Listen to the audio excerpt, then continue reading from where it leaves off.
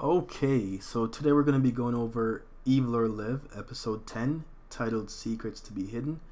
Now, this one's kind of a guilty pleasure of mine.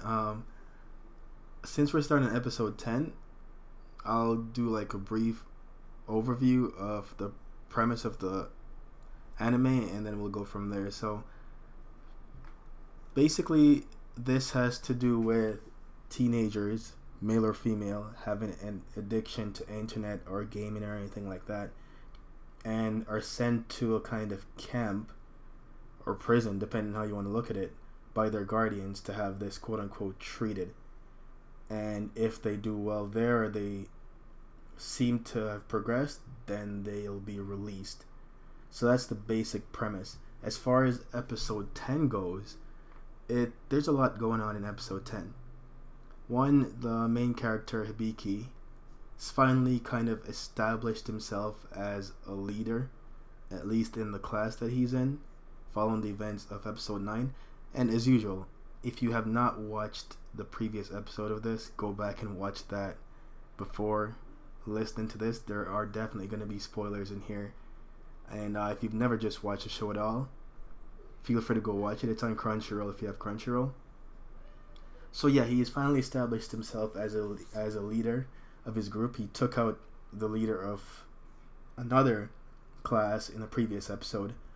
Shin, who was kind of a mastermind behind a lot of the plot lines and stories in the show, is currently missing. And Hibiki finally realized that he's missing, so now everyone's wondering where he is. They also revealed that Shin's brother, or half-brother, however you want to look at it, actually has some ties to the school that we never knew he had before, and that would explain the kind of power that Shin wields there, or immunity that he wields there, since his brother has some ties to the school. Before, I thought that maybe it was just because Shin was sick, so they gave him some leeway, but we're finding out now that it's the fact that his brother has ties to the school, and Shin actually wanted to go to the school. No one sent him there for any internet addiction or anything like that. It was his decision, his choice to go to the school. So that was something we weren't aware of before. Another thing they made us aware of is Shiori. It seems that she might not have had a game in her internet addiction at all. It seems her guardian probably sent her there based on him not listening to her over a specific matter, probably something to do with her brother being sick, and that's why she got sent there. They never delved too deep into it in this episode, but they kind of showed you a little glimpse of why she's there.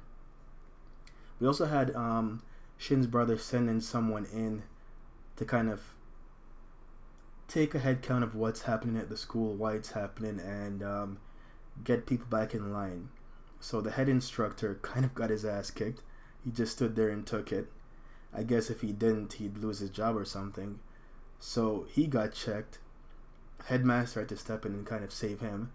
And Rio, one of the other guards, is kind of going off that, kind of backtrack it off that and trying to get his position a bit higher. He got checked as well, as there's a cell phone that's been missing that he had no idea where it was, or at least couldn't hand it over at the time that it was asked for. We later saw that June and this guy that Shin's brother sent in were looking at a cell phone anyways, with information on Shiori that they could use to maybe blackmail her into doing what they want. So there's a lot of plot lines going on in this episode. Overall, it was a good episode, and I'm happy, because last week was episode 9.5, which was a recap episode. So it was good to finally have something happen in this show. If any of you guys are watching this, let me know down below, and thanks for watching.